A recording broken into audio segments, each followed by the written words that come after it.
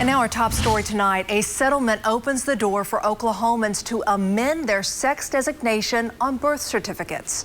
That development is sparking outrage from the governor and lawmakers who say it goes too far. News 9's Felice Romero spoke to the person who pushed for the change that is dividing opinions tonight. Felice? Amanda, they tell me this outcome is monumental, giving them the affirmation that everyone deserves. Some state lawmakers, however, say this settlement was an overreach.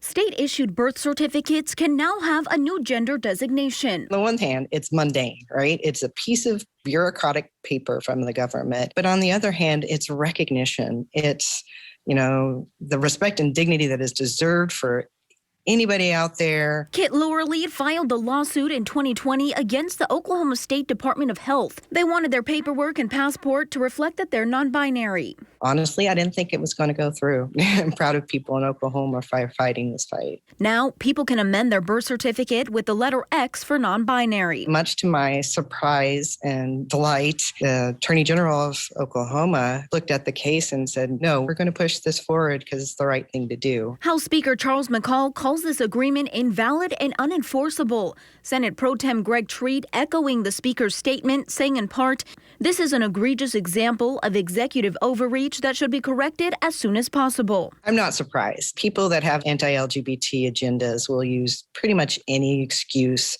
to hold back us from the ties of history, really. OSDH responding in a statement saying a legal settlement regarding birth certificate designations was reached in May by a prior Attorney General's office.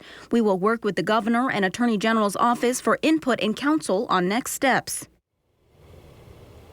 The governor disagrees with the settlement, saying, and I quote, people are created by God to be male or female. Democratic House Minority Leader Emily Virgin says this was an attack on Oklahomans. Reporting live at the Capitol, Felice Romero, Oklahoma's Own, News 9.